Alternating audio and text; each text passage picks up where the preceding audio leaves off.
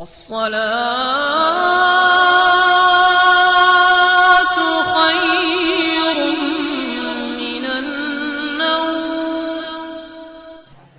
اسلام نے حقیقت میں عورتوں کی عزت کو اتنا بلند کیا ہے، اتنا بلند کیا ہے، صرف اور صرف آتی ہے بات یہ ان کو چھپا کر کے کیوں رکھا جاتا ہے؟ کیونکہ ہم نے دیکھا ہے۔ اب اس کا جو فیکٹ ہے وہ میں بتاؤں عقلی دلیل کے اعتبار سے بھی، جذباتی باتیں بہت ہو جاتی ہیں، وہ قیمتی ہیں اس لیے ہم ان کو چھپا کر رکھتے ہیں، لیکن میں آپ کو جو فیکٹ ہے، حقیقی بات ہے، وہ یہ بتاؤں، مرد اور عورت کی ساخت کے اعتبار سے اگر دیکھا جائے تو عورت کی طبیعت میں نزاکت ہے، وہ نازک ہے، مرد کے برابر اسے طاقت نہیں، سب کو معلوم ہے، وہ کہیں کی بھی عورت ہو اس کی طاقت و قوت کے اعتبار سے وہ کمزور ہے، اور مردوں کی طبیعت ان کے اندر کبھی وحشی پن آ سکتا ہے، حیوانیت آ سکتی ہے، جب اس کی خواہشات عروج پر ہوتی ہیں تو سب سے پہلا اٹیک مرد اگر کسی پر کرتا ہے تو وہ عورت پر کرتا ہے۔ مرد اگر اس کو کھلا چھوڑ دیا گیا اور حیوانیت آ گئی تو اپنی خواہشات کو بجھانے کے لیے سب سے پہلا حملہ کس پر کرتا ہے؟ عورت پر کرتا ہے۔ اس کی زندہ مثالیں آج ہم دیکھ رہے ہیں، جہاں کسی تنہا عورت کو 4 گنڈوں نے پا لیا تو اس کے ساتھ کیا کرتے ہیں؟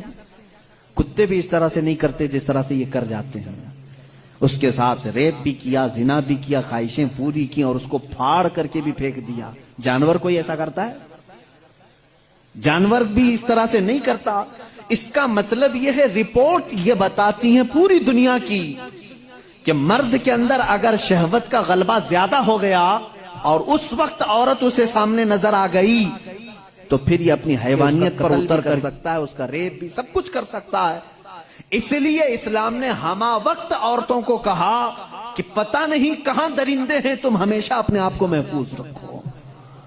یہ نہیں کہ پکنک پر جاؤ تو ناک پر سکارف لگا لو، یہاں برے لوگ ہیں، خالی یہی کپل اچھے ہیں، دوسروں کی نظر پڑ جائے گی۔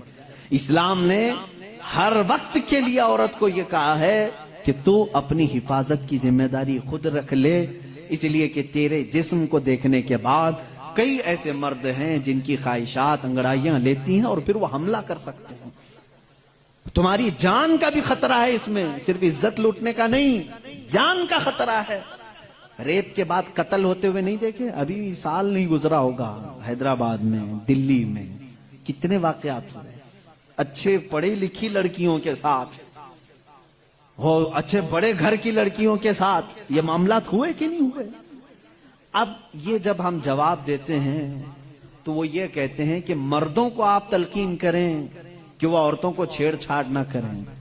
یہ تو ایسی بات ہو گئی کہ گوشت کو کھلا رکھ کر کے کووں کو نصیحت کرو، بیٹا اچھے سے رہو، اخلاق میں رہو۔ ارے کوا ہے، وہ گوشت کھلا رکھا ہے، ہم کووں کو سدھار نہیں سکتے لیکن گوشت کو ڈھک تو سکتے۔ ہمارے پاس یہی فارمولا ہے، ہم کہاں پورے دنیا کے مردوں کی آنکھوں کو سنبھالیں، حالانکہ قرآن نے ہر مومن کو کہا ہے وَقُلْ لِلْمُؤْمِنِينَ يَغُضُّوا مِنْ أَبْصَارِهِمْ، اے محبوب سارے ایمان والوں سے کہہ دیں کہ وہ اپنی آنکھیں نیچی رکھیں۔ اسلام نے سمجھا تو دیا ہے مردوں کو، لیکن ان کی سیکورٹی کا بھی اہتمام کیا ہے، جس کو یہ سمجھ رہے ہیں کہ یہ پابندی بہت زیادہ ہے، بہت مشکل ہے، یہ پابندی ہے بہت زیادہ مشکل ہے۔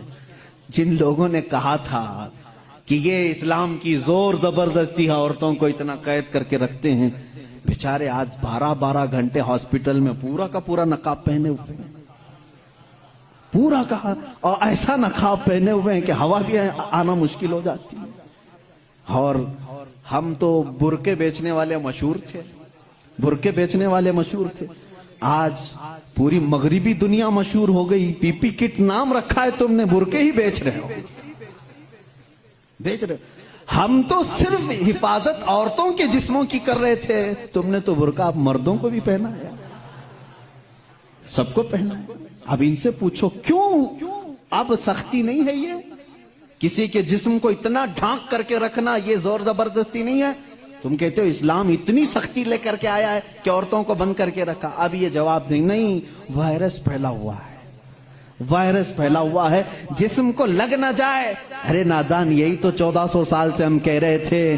انسانوں کی آنکھوں کا وائرس بھی پھیلا ہوا ہے، کہیں ہماری بچیاں غیر محفوظ نہ ہو جائیں، کہیں کسی کے جسم میں یہ باتیں، یہ آنکھوں کا زہر سرایت نہ کر جائے، ان کے دل بہک نہ جائیں. اور میں بہت پہلے سے کہتا آ رہا ہوں، تحقیق یہ بتاتی ہے کہ مرد کی آنکھیں جب اس میں خواہش پیدا ہوتی ہے نا، ایک زہریلا مادہ نکلتا ہے، زہریلا مادہ نکلتا ہے. آپ دیکھو غور سے کسی چیز کو، نظر لگتی ہے نا، سب کا یہ تو معمول ہے، نظر لگتی ہے، وہ اس کی نظر لگ گئی، اس کی نظر لگ گئی، تقریباً سب لوگ مانتے ہیں نظر لگتی ہے. اور اسلام بھی کہتا ہے العین حق، نظر لگتی ہے. بلکہ میرے آقا صلی اللہ علیہ وسلم نے یہاں تک فرمایا، میری امت میں سب سے زیادہ موت اگر کسی کارن سے ہوگی تو نظر بد سے ہوگی. حضور نے فرمایا ہے طبعی نیچرل ڈیتھ کے بعد، نیچرل طبعی موت کے بعد اگر کسی وجہ سے، کسی بیماری سے سب سے زیادہ موت ہوتی ہے تو نظر بد سے ہوتی ہے. وہ پتہ نہیں ہوتا سب کو، اس کی علامتیں تک حضور صلی اللہ علیہ وسلم کی احادیث میں گنائی گئی ہیں. نظر بد ہو جائے تو کیسے پتہ چلے گا؟ جسم کے اندر کیسی تبدیلیاں ہوتی ہیں کہ پتہ چل گیا کہ نظر لگی ہے، وہ پھر کبھی میں عرض کروں گا. لیکن نظر لگتی ہے یہ سب کو معلوم ہے. اور جدید تحقیقات کے اعتبار سے بھی اگر میں آپ کو بات کروں، پھول کو اگر زیادہ دیر تک تم دیکھتے رہو گے تو مرجھا جائے گا، کیونکہ ہماری آنکھوں کا زہر اس پر پڑتا ہے اور اس کی طبیعت مرجھا جاتی ہے. وہ جتنا اپنے ٹہنی میں لگ کر کے جتنی دیر تک تازہ رہ سکتا ہے، تمہارے ہاتھ میں آنے کے بعد اتنی دیر تازہ نہیں رہے گا، کیونکہ کچھ بیکٹیریا ہمارے اندر ہیں اور آنکھوں سے نکلنے والی چیزیں بھی ہیں. اسی طرح سے عورتوں کا جسم اتنا نرم ہے اور نازک ہے کہ باہر کے زہریلے مادے ان کے جسم پر پہلے اثر کرتے ہیں.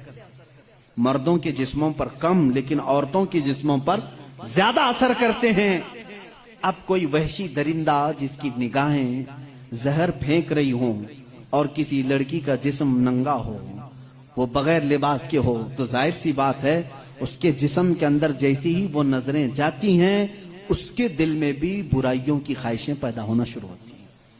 ایک طرفہ نہیں ہوتی یہ سب چیزیں.